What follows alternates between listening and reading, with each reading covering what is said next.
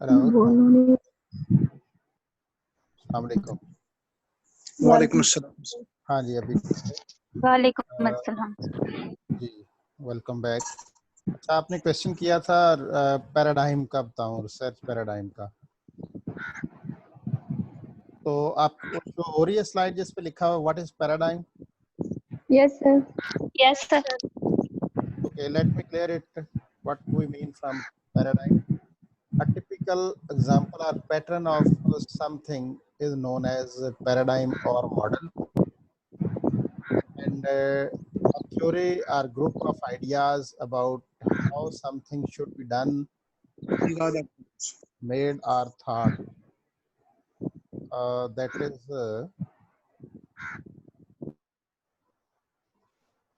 Paradigm, यानी एक thought process है। उस प्रोसेस में से जब आप उसके अकॉर्डिंग सेट करते हैं चीज़ों को तो वो पैराडाइम कहलाती है। But we have to discuss here about the research paradigm. Paradigm has 4 different meanings in literature. First meaning is word view. Second है an epistemological stance. Third है a shared belief among community of researchers and is model of examples of the research. तो thought process को हम paradigm कहते हैं। Research paradigm क्या होती है? A paradigm consists of assumptions about knowledge and how to acquire it. These assumptions are shared by a scientific community that uses a particular paradigm. Paradigms are patterns of beliefs and practices that regulate inquiry within a discipline or provides lenses, frames, and processes through which investigation is accomplished. Very interesting point here is through which investigation is accomplished. Investigation कहाँ होती है? Research में। Research process कौन सा है? Scientific process है। Scientific process में क्या करते हैं? हम एक आइडिया बनाते हैं, उस आइडिया के बुनियाद पर एक हाइपोथेसिस बनाते हैं, उसको टेस्ट करने के लिए ऑब्जर्वेशन इकट्ठी करते हैं।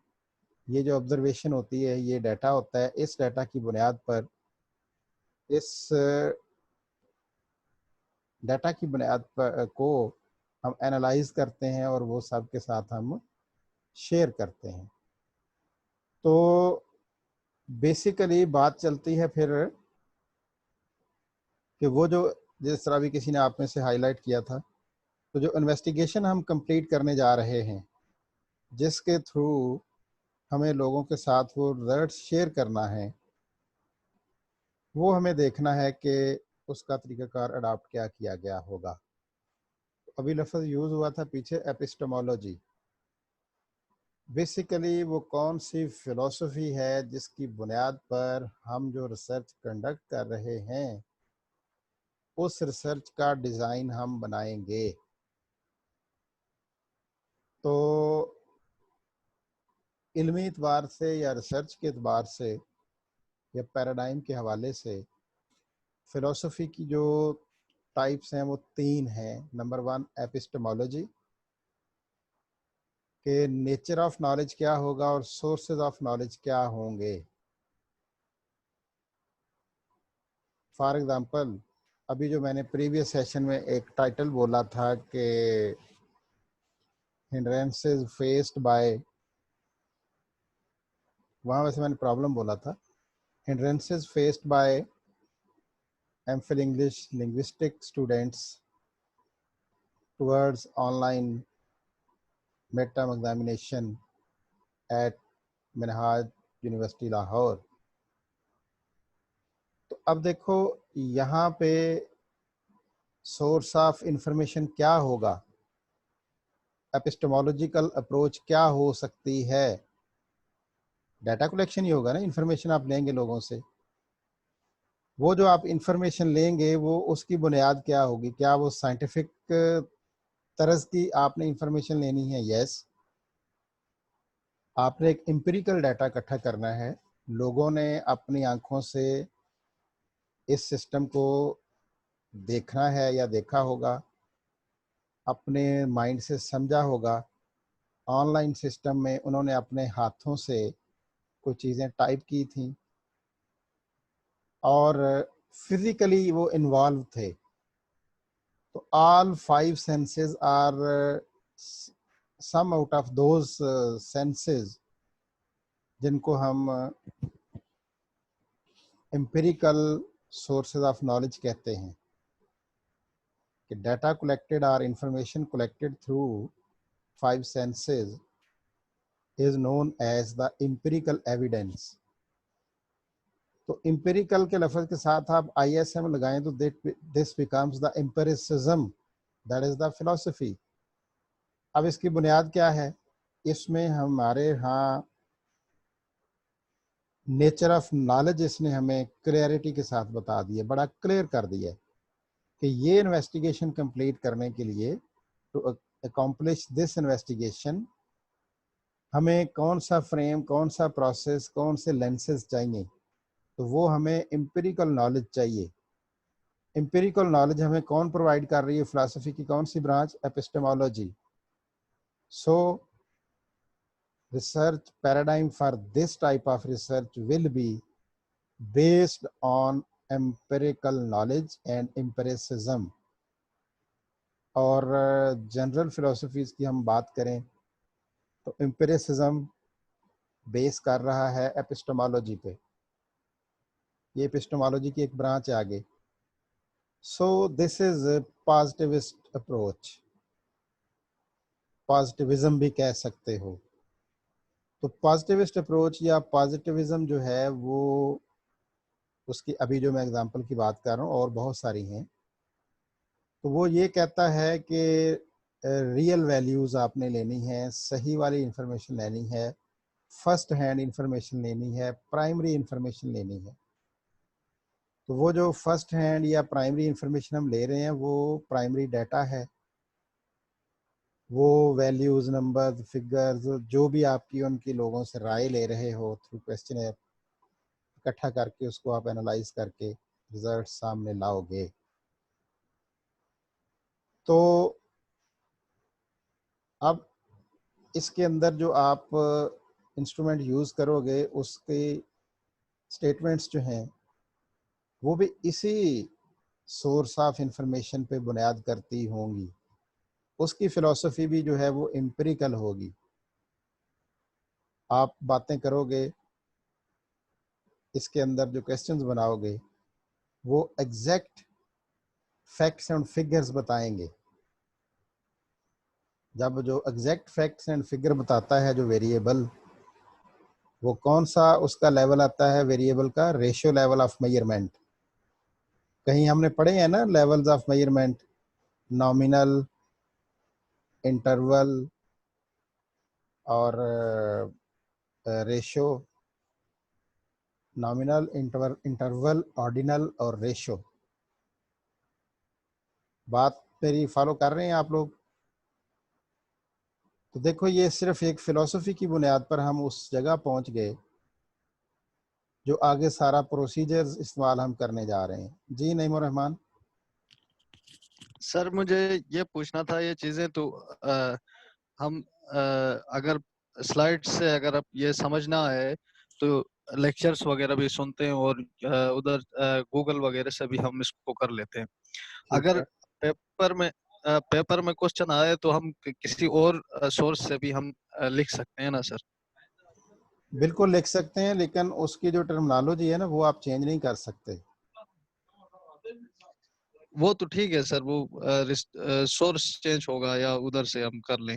हाँ, रेफरेंस तो आपको देना पड़ेगा ना कि ये कहाँ से लिया। मतलब मैंने ये जो स्लाइड्स हैं ये क्रेसवेल की किताब है।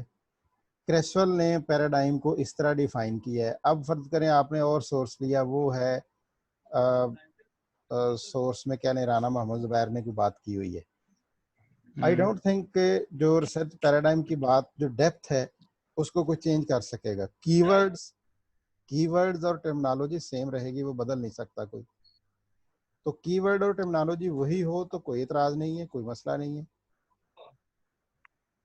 ठीक है सर। आप चीज़ों को समझने के लिए, आपका पिछले सेशन में भी यही सवाल और था।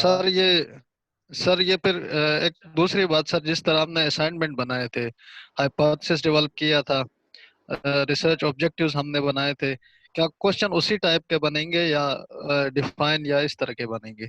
क्या हमें हाइपोथेसिस डेवलप करना होगा या मतलब ऑब्जेक्टिव्स कोई टॉपिक लेके क्वेश्चन भी उसी टाइप का होगा कि हम ऑब्जेक्टिव्स भी लिखें और रिसर्च क्वेश्चंस वगैरह भी हम डेवलप करें? नहीं नहीं नहीं, वो तो एक मैं प्रैक्टिस आपकी करवा रहा था ना कि बनाने किस तरह से है। तो माइट भी कोई दिया हुआ हो और मैं पूछ लूं कि ये क्या है। अभी अभी आप बात कर रहे हैं रिसर्च क्वेश्चन की या हाइपोथेसिस की, जी तो मैं जी स्टेटमेंट सर। ऐसे ही लिख दूं जो इन फैक्ट हाइपोथेसिस हो, और नीचे आपसे मैं पूछ लूं कि अच्छा ये बताएं कि ये हाइपोथेसिस है, रिसर्च क्वेश्चन है, प्रॉब्लम स्टेटमेंट है, पर्पस स्टेटमेंट है, रैशनल है, या क्या है।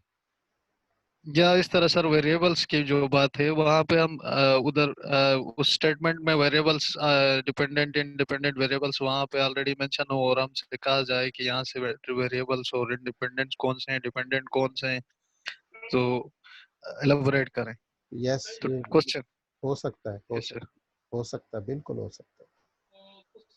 ठीक है सर, बस ये क्लियर करना। आपकी जितनी मैंने आपको असाइनमेंट्स करवाई हुई है ना, इन 6 या 7 चैप्टर जो मैंने अभी दिए हैं, टाइटल हम कर रहे हैं मिड के लिए, इनसे मुतल्लक जी आप सर। अपनी सारी असाइनमेंट्स कंप्लीट करें।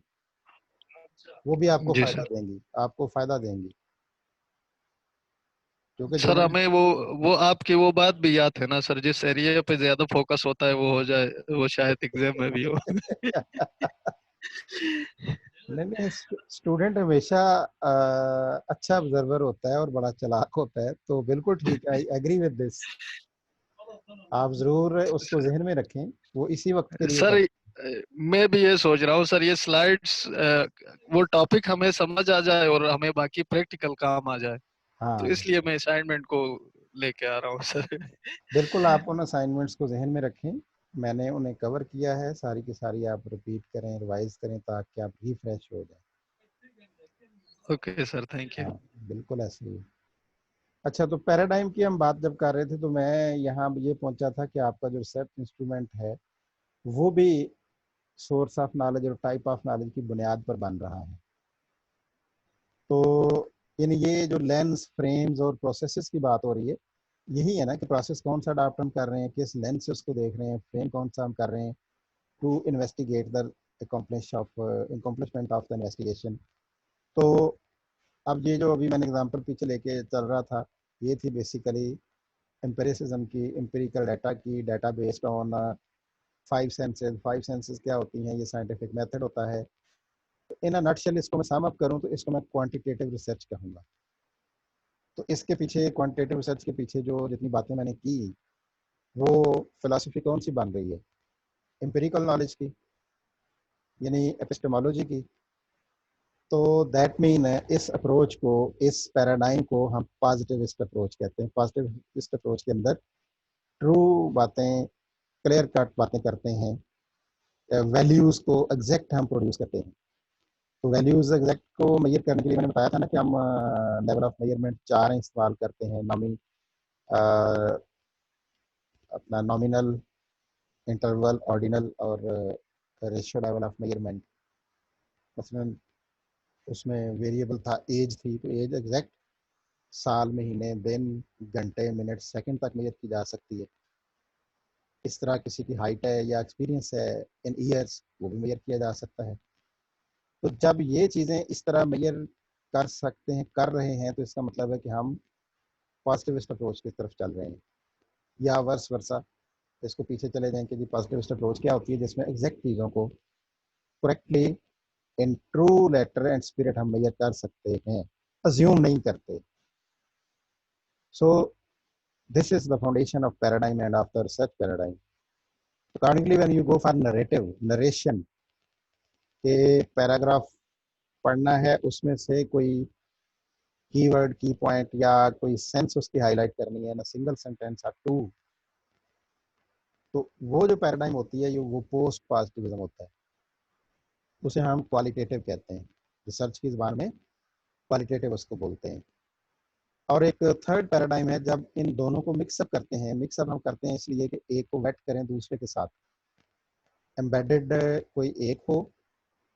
ये मिक्स मेथड रिसर्च की हमने बड़ी ज़ोर शोर के साथ 2-3 दिन में वो मुकम्मल की थी स्लाइड, जहाँ था कि ये क्वांटिटेटिव है और उसके साथ उसके अंदर एम्बेडेड है क्वालिटेटिव, और उसके रिजल्ट्स मिक्स करके हम सामने लेके आ रहे हैं।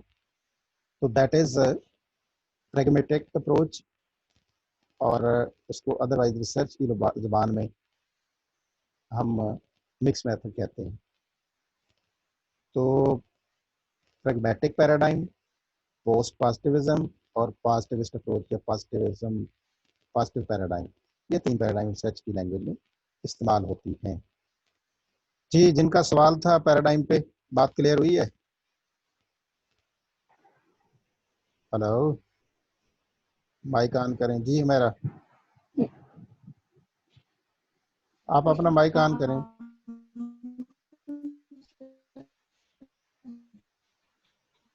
Positivism, post positivism, constructivism. Hello. Pragmatic में कह रहा हूँ, About constructivism. कंस्ट्रक्टिविज्म जो जिसे मैं प्रैग्मेटिक अप्रोच कह रहा हूँ ना, pragmatism, that is basically Yes, sir. Constructivism, जो लेटेस्ट अप्रोच है दोनों को मिला के, quantitative Then sir, qualitative. pragmatism क्या होगी सर? उसमें तो जो थर्ड उसका बुलेट है उसके अंदर लिखा हुआ है use of qual and quan methods in a single study. तो सर फिर वो मिक्स मेथड तो उसमें भी आएगा। हाँ, प्रैग्मेटिज्म बेसिकली वो फिलोसफी है ना कि जिसमें आप इनसे आगे बढ़ जाते हो, हाँ भाई यूज ऑफ है। दोनों को इस्तेमाल करते हो। तो हमारी चीज हो रही। पैराडाइम के तौर पे लफ्ज़ इस्तेमाल करना है तो ये कंस्ट्रक्टिविज्म हम यूज कर लेंगे। पॉजिटिविज्म, पोस्ट पॉजिटिविज्म और constructivism. Sir, this is Muhammad sir Hanif. then अगर yes Sir, I have a request, sir. Yes Sir, there is a suggestion from my own side and some other students as well. जी If जी it's possible that you may revise during the rest of the time, if you may very, very briefly revise all the syllabus very, very briefly, so that we might have a bird eye view as well. ठीक है, It will be very, very helpful for us. Agree. Will be all right, sir. Thank you, sir, very much, sir. Welcome. हाँ जी, आप कोई question जो कर रही थी मेरा वो कंप्लीट कर लें, फिर मैं उस तरफ जाता हूँ। सर हम 3 पैराडाइम्स की बात करेंगे। बेसिकली 3 पैराडाइम्स ही हैं।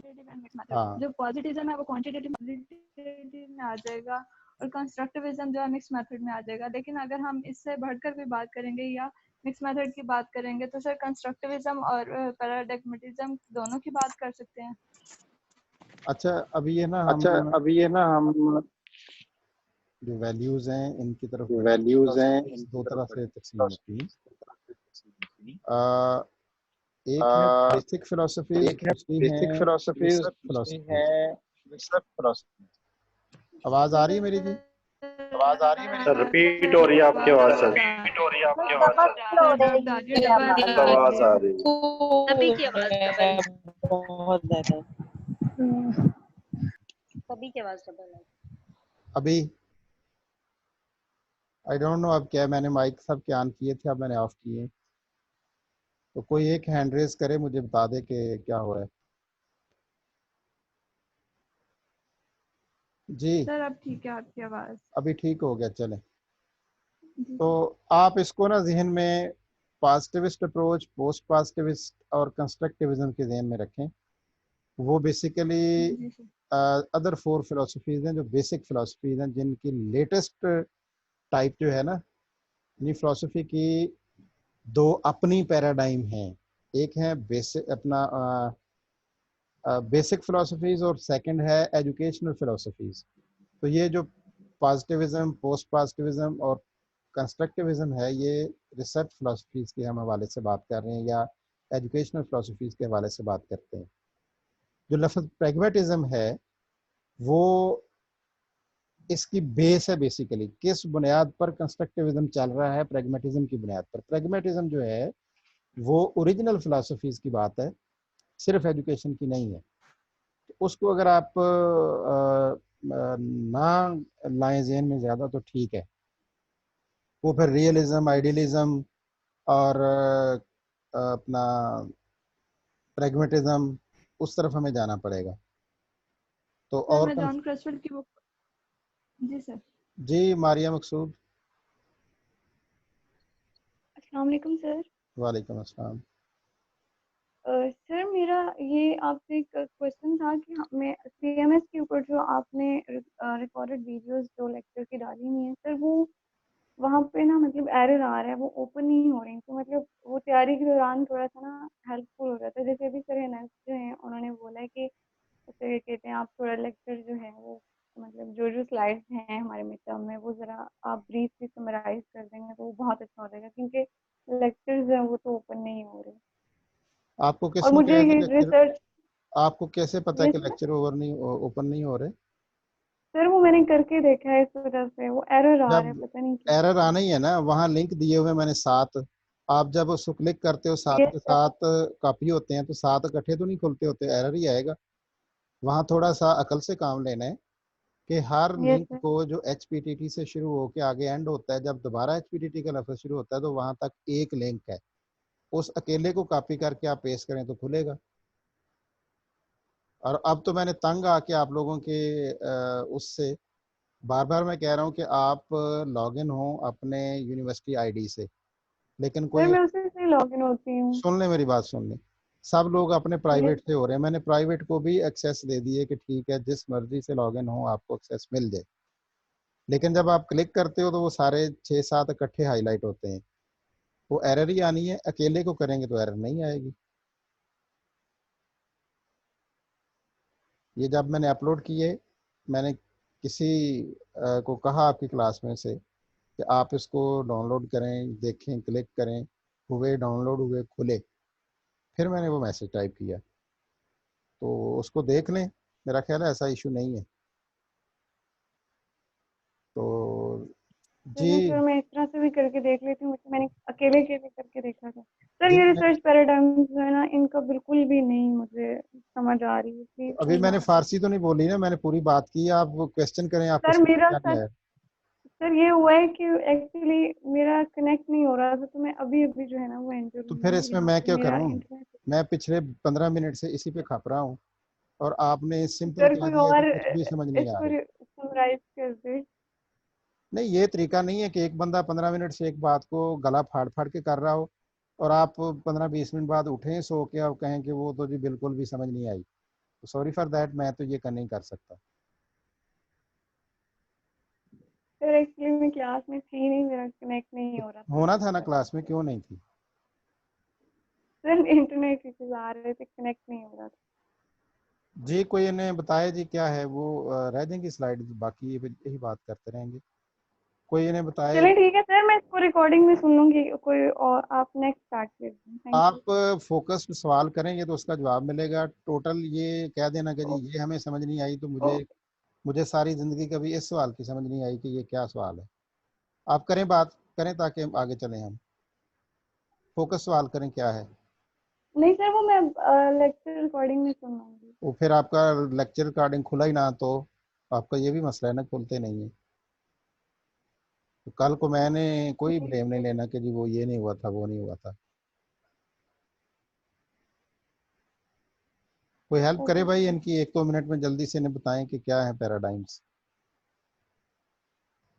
हेलो।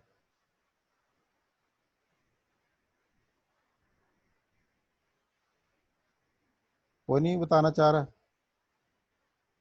जी हमारा हमारा जल्दी करें, बताएं इन्हें। हाँ जी। जो बेसिकली रिसर्च पैराडाइम्स है, रिसर्च पैराडाइम बेसिकली वो वे है कि जिसके थ्रू हम, पैराडाइम बेसिकली वो चीज़ है कि हम किस पर्सपेक्टिव से चीज़ों को देख रहे हैं। ये पैटर्न और बिलीव्स हैं जिसके through means pattern and beliefs patterns of beliefs and practices that regulate inquiry within a discipline by providing lenses, frame and process through which investigation is accomplished. Means ये वो वे है, एक प्रॉपर वे है जिसके through हम जो है देखते हैं कि किस तरह से चीज़ों को इन्वेस्टिगेट किया जाता है। इन्वेस्टिगेशन बेसिकली रिसर्च में होती है। तो रिसर्च के 3 पैराडाइम्स हैं, positivism, post positivism and constructivism. And the fourth one is pragmatism, but वो जो है फिर वो बेसिकली प्योर जो है प्रैग्मेटिज्म जो है प्योर थ्योरी और बिलीफ से, बट जो है आप ये कह लें कि जो प्रैग्मेटिज्म है उसकी बुनियाद पर जो कंस्ट्रक्टिविज्म है वो बनता है। एक्चुअली लफ्ज़ वहाँ फिर आना है रिकंस्ट्रक्शनिज्म। तो ये फिर बातें और खुलती जाएंगी, मैं तो उधर ही नई चीज़ें फिर ऐड करता जाऊँगा। जी सर, पॉजिटिविज्म जो है बेसिकली क्वांटिटेटिव जो रिसर्च अप्रोच है वो है कि जिसके अंदर जो है ट्रू नॉलेज और जो है ना बेस करता है एक्सपीरियंसेस पे और सेंसेस पे। जो 5 सेंसेस हैं उनको के थ्रू हम डाटा फाइंड आउट करते हैं, वो एम्पिरिकल डाटा कहलाता है। उसमें हम जो है experiences of senses and can be obtained by observation and experiment। इसमें हम जो है ना डेटा को ऑब्जर्वेशन और एक्सपेरिमेंट के बिहाफ पे जो है वो डेटा कलेक्ट कर सकते हैं, और इसके अंदर फोकस जो है क्वांटिफिकेशन पे होता है। ये क्वांटिटेटिव डेटा टाइप है। जो पोस्ट पॉजिटिविज्म है ये क्वालिटेटिव डेटा टाइप है। इसके अंदर हम जो है आइडियाज जो है इस टाइप में रिसर्च पैराडाइम में वो वैल्यू लेडनेस ऑफ इंक्वायरी पे होता है। ठीक है, रिसर्च जो है वैल्यूज एंड ऑफ इन्वेस्टिगेशन पे बेस करती है, उससे इन्फ्लुएंस होती है। जो क्वालिटेटिव डेटा टाइप की कैरेक्टरिस्टिक्स हैं वो पोस्ट पॉजिटिविज्म में आती हैं। और जो mix method research mix method है, मींस इसमें quan and qual means qualitative and quantitative data को जो है वो इकट्ठे चीज़ों को देखा जाता है, वो कंस्ट्रक्टिविज्म है। गुड, वेरी गुड, शाबाश शाबाश, आपके लिए क्लैपिंग करता हूँ मैं। अच्छा सब लोग सुने जी, जिस तरह मैं एक बर्ड आई व्यू पे जा रहा हूँ कि जल्दी से इन सबको कवर करूँ, टाइम हमारे पास थोड़ा है। ये मैंने डाटा कलेक्शन वाला चैप्टर खोला है, विजिबल है? कोई एक बंदा माइक खुला रखे ना, मुझे पता चलता रहे कि हम बात ठीक कर रहे हैं।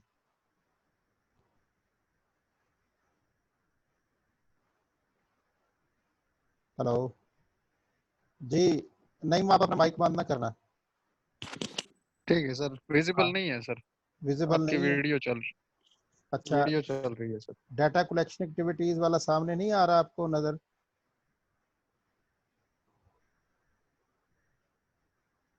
आप बताएं। हेलो, आपकी अपनी वीडियो चल रही है सर। मेरी वीडियो चल रही है? अच्छा सर आ रहा है सर, डाटा कलेक्शन एक्टिविटी की स्लाइड नजर आ रही है। आ रही है नजर? यस सर, शो हो रही आ रही है। चले फिर माइक माइक यस सर, बंद कर लें। विजिबल है। यस सर, विजिबल है। ओके, माइक बंद कर लें अपने आप। जी सर आ रही है नजर। ठीक हो गया, ठीक हो गया। जी सर आ रही है। अच्छा जी, बहुत गौर से सुनिएगा। ये देखो डाटा कलेक्शन एक्टिविटीज लिखी हुई हैं, एक साइक्लिक प्रोसेस है, शुरू हो रहा है ये locating a site or individual. तो 2 3 4 5 6 7 स्टेप्स हैं। अगर मैं इस पे क्वेश्चन कहूँ कि state the data collection activities, तो यहाँ कोई रामकहानी लिखने की जरूरत नहीं, कोई लंबा चौड़ा बात करने की जरूरत नहीं। सिंपल ये 7 जो अल्फाज आपको नजर आ रहे हैं दाएं बाएं एक सर्कल्स में, इनको उसमें आप कैटेगोरिकली लिख दें तो ये रेलेवेंट जवाब हो जाएगा। अच्छा, फिर है locating a site for individual. अब ये डिटेल है उन्हीं की जो पीछे 7 प्रोसेस बताए हुए हैं, उन 7 प्रोसेस की डिटेल है। आगे हर 5-5 लेंस में बताया होगा, क्योंकि जो क्वालिटेटिव प्रोसेस हैं या ट्रेडिशंस इन क्वालिटेटिव रिसर्च है, वो एक सवाल के 2 नाम है। अगर हम कहें कि what are the traditions in qualitative research, तो वही बात है अगर ये कहा जाए कि व्हाट आर द प्रोसेसेस या techniques in the qualitative research, तो वो 5 हैं, आप जानते ही हैं। नैरेटिव है, फिनोमेनोलॉजी है, ग्राउंडेड थ्योरी है, एथनोग्राफी है और केस स्टडी है। तो ये जो पिछली स्लाइड में 7 बातें ये हैं एक्टिविटी, इनको आप उन 5 लेंसेज में, 5 ट्रेडिशंस में डिटेल में बताया हुआ है। That's all about it.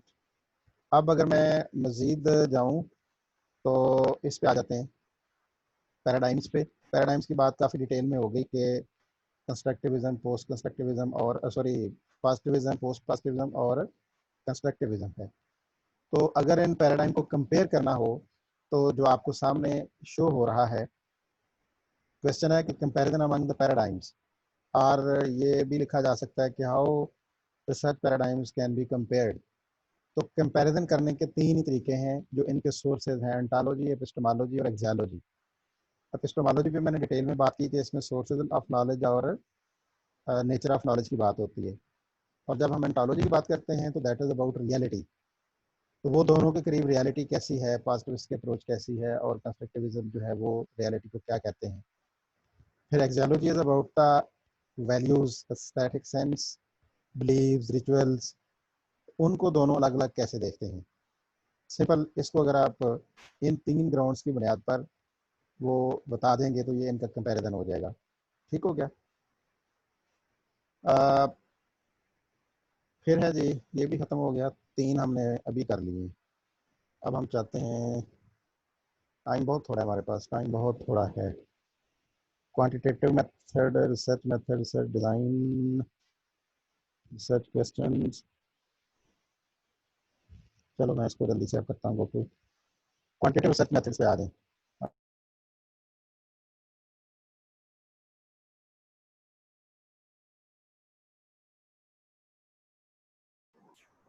Hello जी, आप सुन सकते हैं?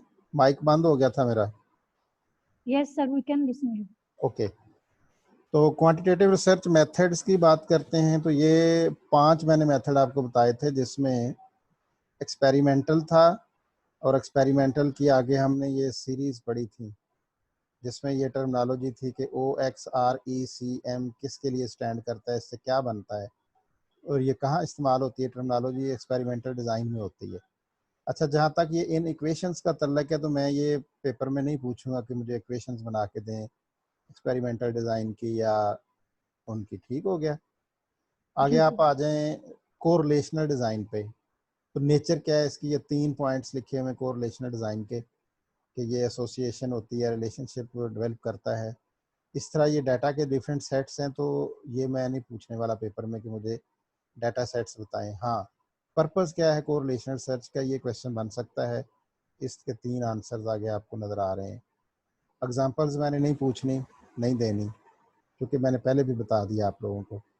फिर सर्वे रिसर्च है, इसके करेक्टरिस्टिक्स हैं, क्यों हम इसको कंडक्ट करते हैं, ये पूछा जा सकता है, लेकिन टाइप्स तो ज़ाहिर है नहीं आएंगी।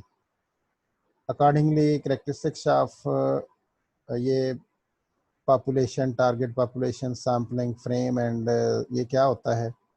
पॉपुलेशन एक जेनेरिक एरिया होता है जहाँ पे रिसर्च साइट जिसको हम कहते हैं। टारगेट पॉपुलेशन वो होती है जिस पे हमने अपने रिसर्च के रिजल्ट्स को जनरलाइज करना है। सैम्पलिंग फ्रेम वो होता है जहाँ जिस जगह से हम अपना सैंपल उठाते हैं, तो वो टारगेट पॉपुलेशन इज़ आल्सो, इसके अंदर ही सैम्पलिंग फ्रेम होता है। सैंपल वो होता है जो लोग आपने उठाए, पार्टिसिपेंट्स फॉर रिसर्च कंडक्शन।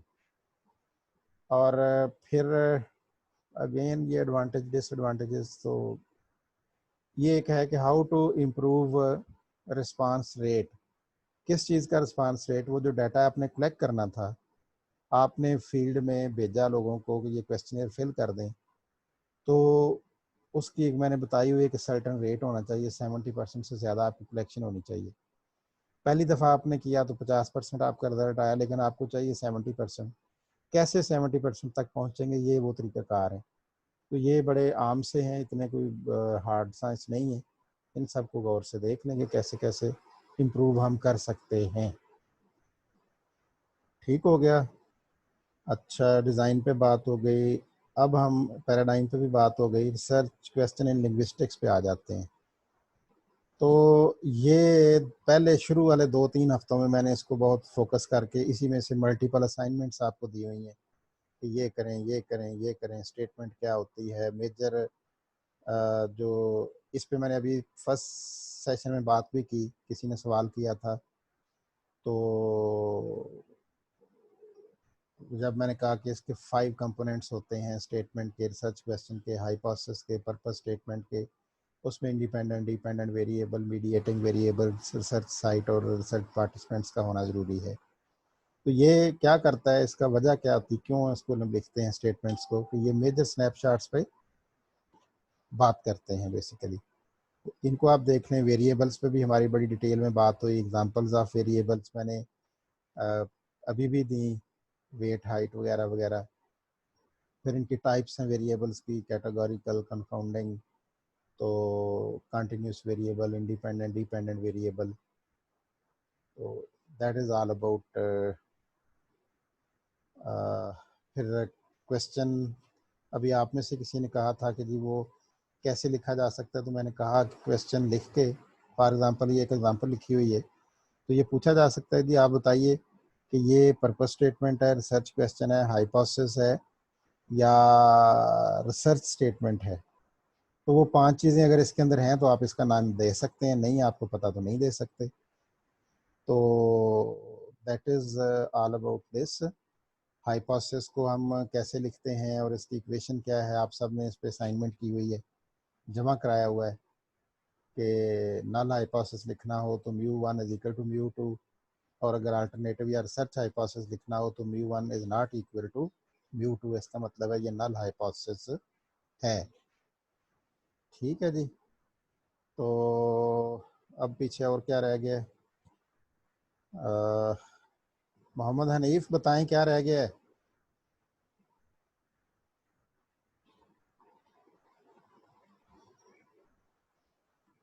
अब रह गया स्टैटिस्टिक्स का पोर्शन और मिनट रह गया 1।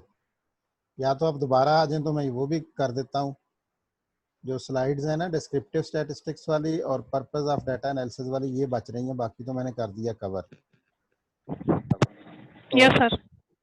If you could a little more time and for us in the मैं remaining. आ जाता हूँ, मैं दोबारा आ जाता हूँ। ये क्लोज हो रहा है, 1 मिनट रह गए। यही सेशन में रीस्टार्ट करूंगा, यही पासवर्ड, यही आईडी होगा। ठीक है? Okay, sir. Okay, sir. Thank you, sir. हाँ, मैं Thank you. आ जाता हूँ। We are grateful to you, deeply grateful.